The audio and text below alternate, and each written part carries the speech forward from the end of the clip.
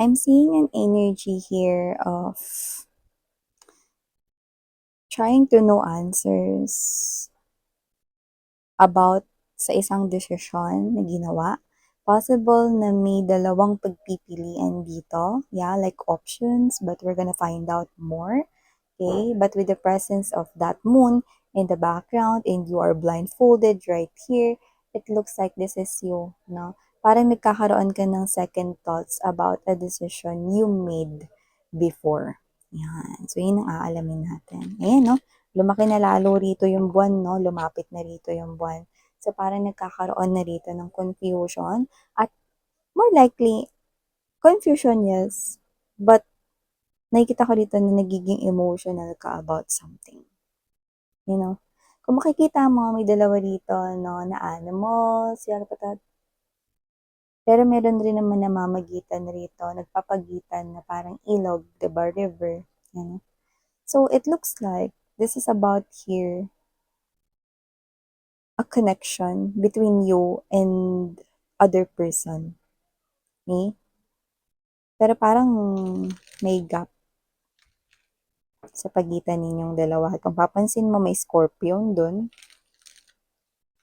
So, posibleng this is you thinking about ending the relationship or baka mag-end yung connection ninyo.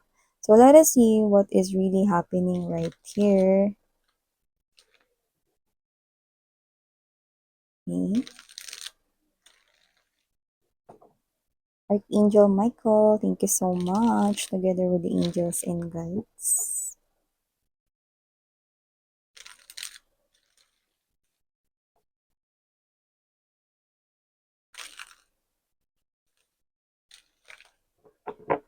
Okay, let's go ahead, check out more.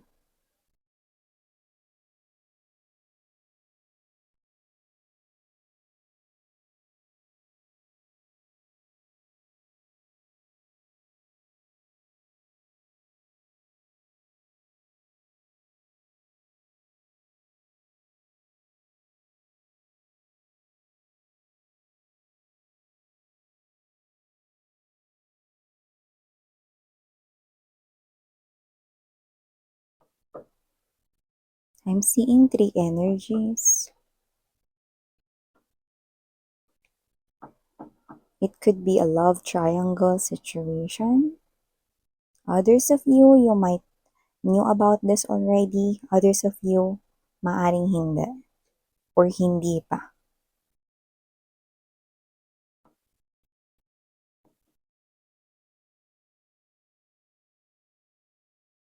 I'm seeing a lot of twos. Well, probably there are options right here. So, before we dive deeper into this reading of yours, mga my loves, no, let me just greet everybody. Hi and hello there, new subscribers. Ako po si Yan, welcome. At sa mga returning viewers, thank you po sa inyong walang sawang pagsuporta, no. So, yun mga babes, kung hindi niyo pa po alam, mayroon pa po tayong other channel. The link is down below sa ating description box. Kaya naman kung gusto mo ring tumambay dyan, then you're free na tumambay dyan. And of course, mga babes, wala po tayo ditong gender. Babae, lalaki, LGBT, lahat kayo welcome. Yan, you can flip roles if you want. And at the end of the day, you always have your free will with you na free nyo rin namang gamitin anytime, anywhere. So, yan, no, timeless din po ito. So, pwedeng sa iba nangyari na, sa iba naman nangyayari ngayon, sa kasalukuyan, at sa iba naman ay hindi pa at isang prediction sa inyong future or hinaharap. But here, with the presence of Strength card energy, Six of Coins in reverse, Three of Swords, I do see that you are connecting here with someone. Okay? Maybe may relasyon kayo, may commitment kayo, pwede boyfriend, girlfriend mo na siya, or pwede rin naman na uh, nagkakaroon no ng connection sa inyo no in a heart space level, pero it looks like this person here is giving you disappointments, pwedeng nane-neglect ka niya, no, napapabayaan ka niya, hindi mo natatanggap yung kagaya ng pagbibigay mo ng atensyon sa kanya, hindi yun yung binabalik niya sa'yo. May mga pagkukulang siya rito, no? At ang nakakaloka, this is you, you feel like you are not in a relationship. Parang feeling mo, wala ka sa loob ng isang relationship because your person here keeps on missing yung mga dapat niya rito na responsibility sa loob ng inyong relationship. So I do see that your person here, whoever it is that you're connecting with, karelasyon mo, no, na may romantic na namamagitan sa inyo, no? But it looks like it's not romantic at all because you feel not satisfied and you feel not contented, no? Sa loob ng relationship na to, no? So, yun yung nakikita ko rito. And you feel brokenhearted about this because mahal mo yung person, no? So, maaaring nagtitiis ka na lang sa loob ng relationship na to because you love that person. Yan, no?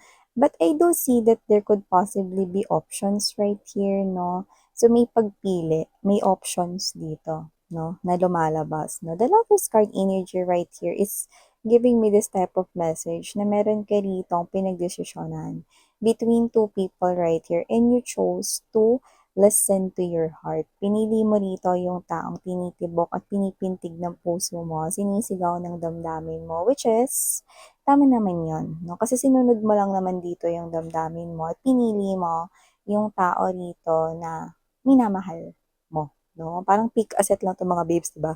Sinasabi ko sa inyo, alin ba diyan yung mas nakaka-draw ng atensyon ninyo? Puwede niyong i-pause yung video tapos, pakiramdaman ninyo, no? Alin ba diyan yung tinatawag kayo, no? Yung parang, "Halika, piliin mo ko." Yung mga gano'n, no? So, ganun yung ginawa ninyo. Sinunod nyo lang yung damdamin nyo dito, no? Kaya pinili mo yung taong nilalaman ng puso mo, no? But it looks like this person here that you chose, no? Nagkaroon na kayo ng relationship, nasa loob na kayo ng isang commitment, no? But this person here is giving me the vibe na parang hindi siya nagko-commit talaga sa inyo.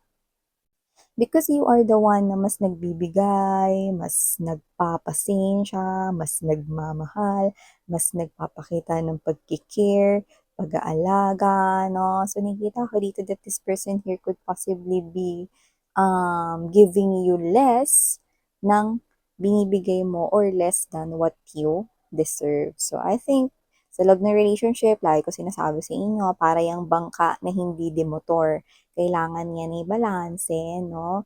At dalawang tao ang dapat na magbalanse niyan, no? Kailangan dalawang tao na nagmamahalan at nagbibigay ng parehas na atensyon sa isa't isa, oras at panahon. Kailangan pantay ang inyo rito na pagbibigay, no? Ng love and affection for each other, no? Pero hindi ganun yung nangyari dito, no? Kasi nakita ko dito that you are sad at posibleng lagi kayo nag-aaway, no? Tapos ikaw ito na nagiging emotional ka, no? Sometimes iiyak ka na lang, no? Dahil sa sobrang ines because hindi mo rito ma-receive sa kanya, no? Hindi mo ma-receive sa taong ito, no? Yung love and affection na parang nilulong mo or inaasam-asam mo, no? Nangungulila ka kahit alam mo may relationship kayong dalawa, no? But you love this person, so you stay, okay? And you are, I think, staying into this type of relationship here with this person, but you're hurting.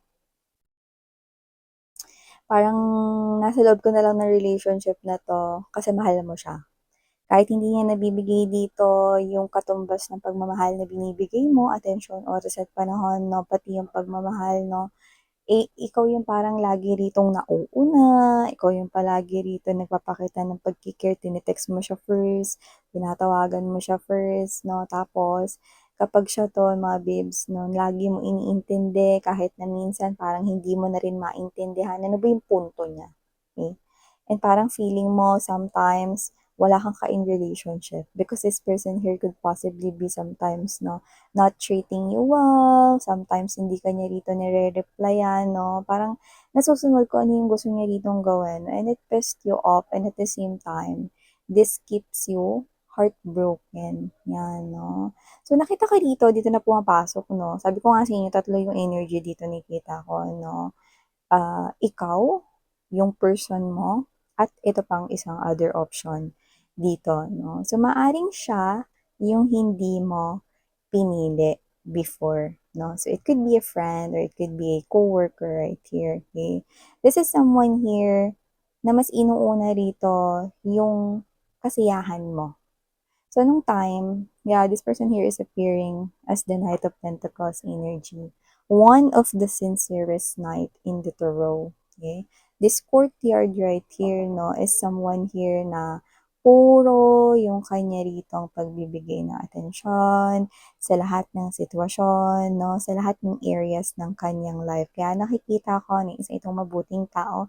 That's why this person here, no, inuna niya rito, no, yung kapakanan mo, yung kasiyahan mo, nung time na yon. Kaya, nung time na yon, tinanggap niya rito, no, na yung isa, yung pinili mo, kasi mas mahal mo yon.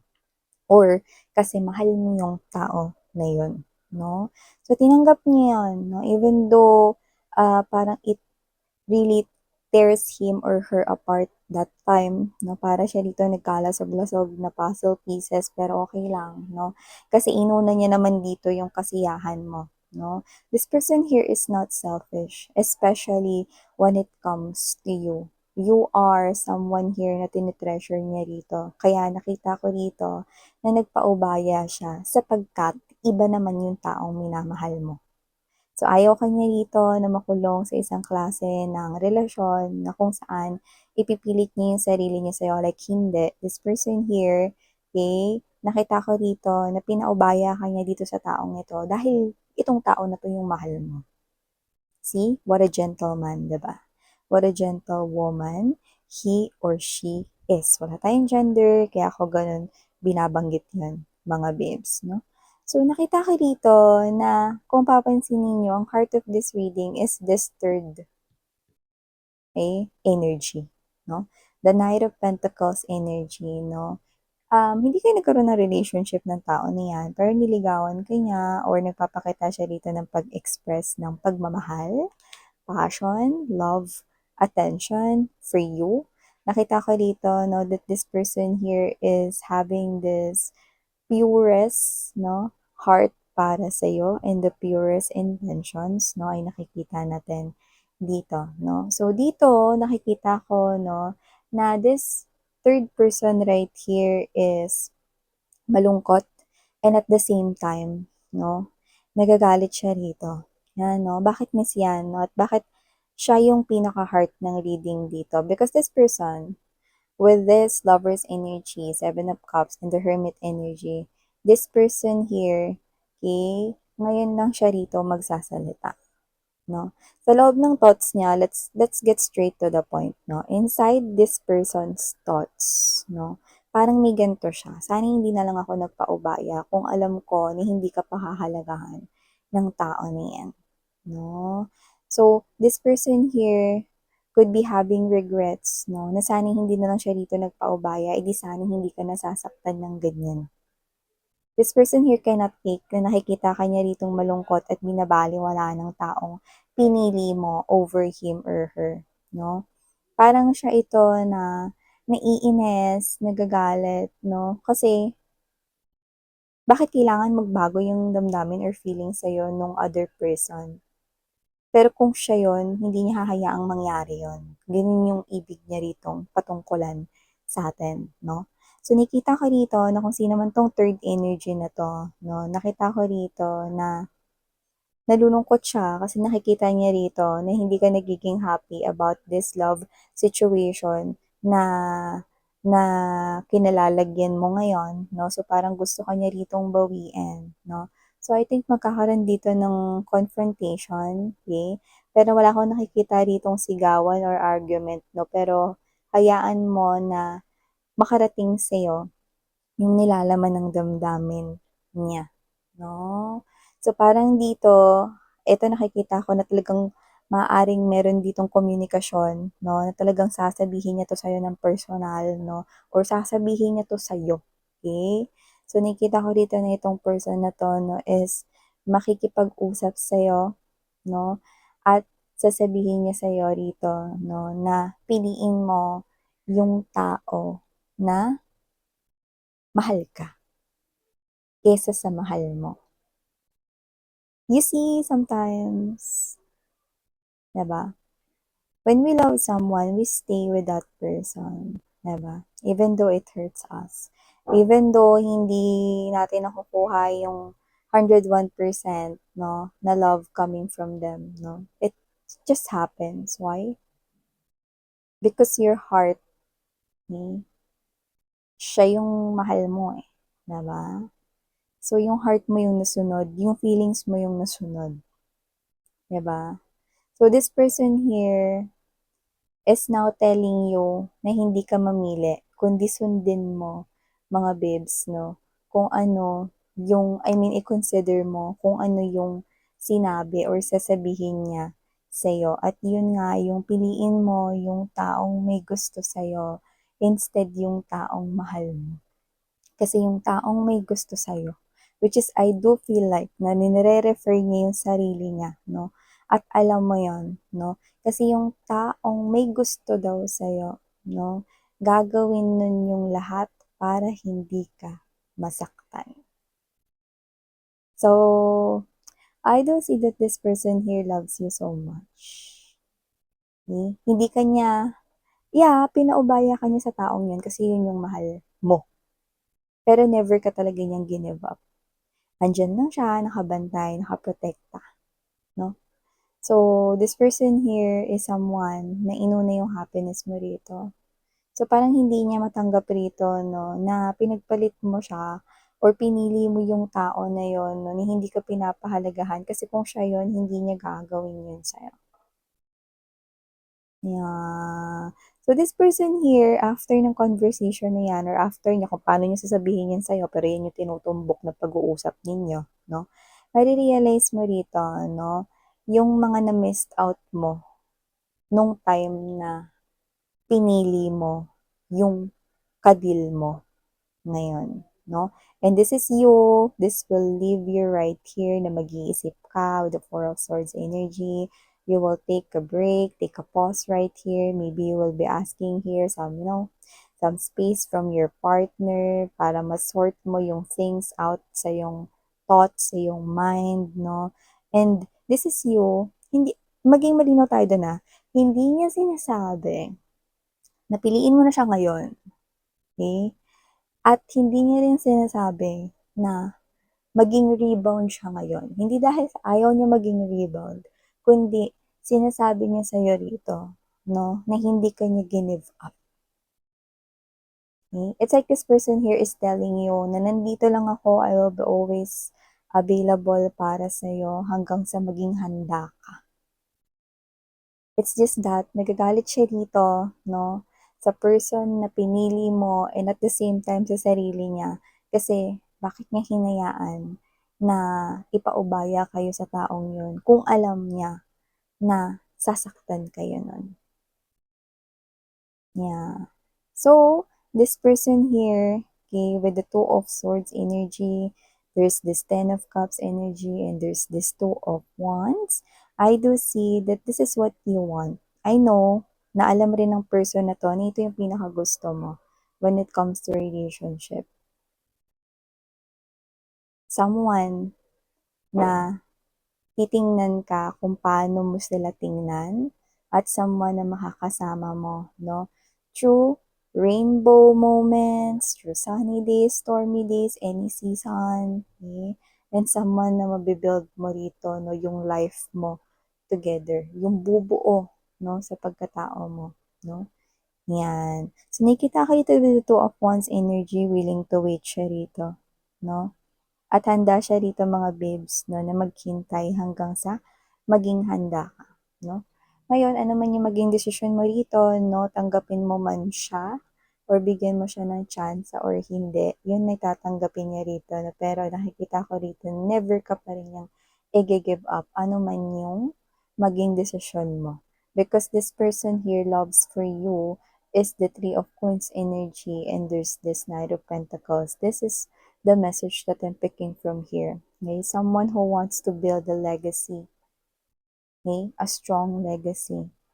Yan, no? Foundation sa inyong connection. So, this is someone here na talagang seryoso at very sincere sa kanyang feelings for you. Yeah, like no questions at all. This person here is giving me the vibe that he or she is really in love with you. Well, actually, deeply in love with you. Okay? That he or she cannot let go of you anymore. Yan, no? At kung sakali man nabigyan mo siya rito ng chance, this person here will make sure na hindi niya yun sasayangin ever, no? Actually, nasasaktan siya rito kasi yung tinuturing niya ritong ginto, who is you, ay binaliwala lang ng iba. Yeah. Alam mo yung parang 'pag nakita niya yung person mo baka siyapakin niya, gano'n, eh, 'no? So, gano'n yung energy niya but at the same time naiinis rin siya sa sarili niya rito 'no, of why he or she 'no, hinayaan niya na mapunta ka sa isang tao 'no, na hindi ka rito pinahalagahan, okey.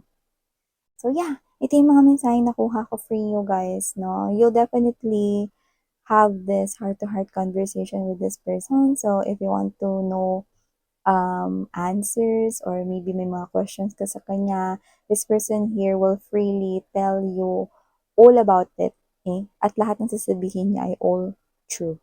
So yeah, muli ako po siya nitong mensahe para sa inyo. Sarang Heyo Love and Light. Annyeong.